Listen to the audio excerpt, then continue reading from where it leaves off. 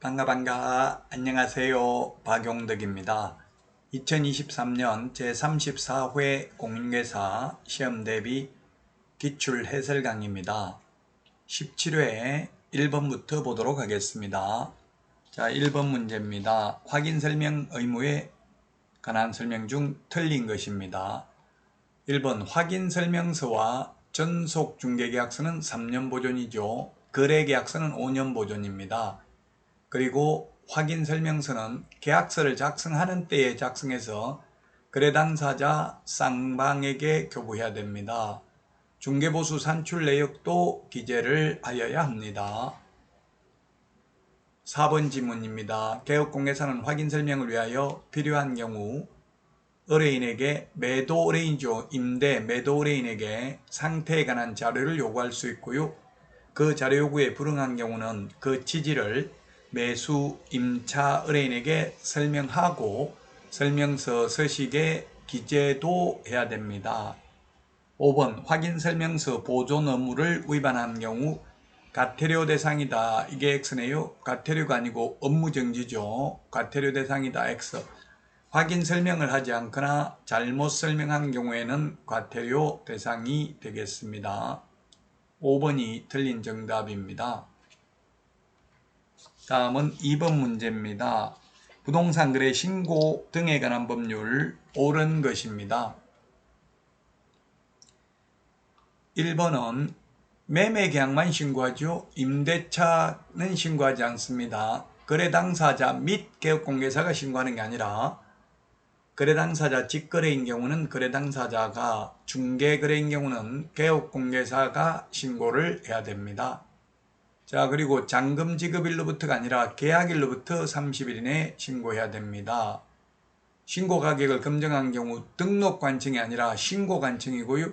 15일이라는 말도 없습니다. 그냥 시도이사에게 신고 관청이 보고해야 된다. 틀렸고요. 자, 그 다음에 4번 거래대금 지급 증명자료 제출하지 않는 경우 3천만 원 이하의 과태료가 되겠습니다. 그 외의 자료를 제출하지 않는 경우는 500만 원 이하의 과태료죠. 자, 그 다음에 해제신고서는 제출할 수 있는 게 아니라 하여야 합니다. 해제된 경우에는 해제신고를 하여야 합니다. 그래서 5번 틀렸습니다. 정정신청, 변경신고는 할 수 있죠. 그러나 해제신고는 반드시 하여야 합니다. 자, 다음은 3번 지문입니다. 반드시 신고해야 될 사항. 거래 당사자가 반드시 신고해야 될 사항이 아닌 것. 거래 당사자가 포인트죠. 직거래라는 이야기죠. 중개거래면 반드시 개업공개사가 해야 되겠죠. 그래서 정답은 1번입니다. 1번은 중개거래인 경우에는 신고를 해야 되지만 거래 당사자 직거래인 경우는 개업공개사 없으니까 할 필요 없겠죠. 우리 암기 프린터 13번에 있습니다. 입자, 실종, 중개, 인기소 9가지 신고해야 될 사항 암기를 해야 됩니다. 암기 프린터는 네이버 카페 박용덕 박사의 부동산 여행에서 다운로드 받을 수 있습니다. 카페에 가입을 하면 글을 올리면 자동적으로 등업됩니다. 자, 그래서 1번이 정답이 되겠습니다. 자금조달계획하고 실입주여부는 규제적인 경우는 금액과 상관없이 비규제적인 경우에는 6억 이상인 경우 자금조달계획 제출해야 되죠. 법인의 경우 지역과 금액과 상관없이 자금조달계획 제출해야 됩니다. 법인이라도 투기과일징후인 경우에는 증빙자료 제출도 해야 된다는 점 유념하셔야 되겠죠. 입자, 실종, 중개, 인기소 9가지 부동산 거래 신고해야 되는 내용 꼭 기억을 하셔야 되겠습니다. 그래서 이게 계약금, 중도금, 잔금 지급일, 그 다음에 면적, 실제 거래 가격, 계약 조건이나 기한이 있을 경우 조건 기한, 부동산의 소재지, 지번, 지목 신고해야 됩니다. 입자, 실종, 중개, 인기소 이렇게 암기를 했습니다. 자, 다음은 4번 문제를 보도록 하겠습니다. 개업공개사는 물론 소속공개사, 중개보조원, 법인의 임원, 사원에게도 적용되는 것은 했네요. 개업공개사 등에게 해당되는 것입니다. 개업공개사 등에게 해당되는 것.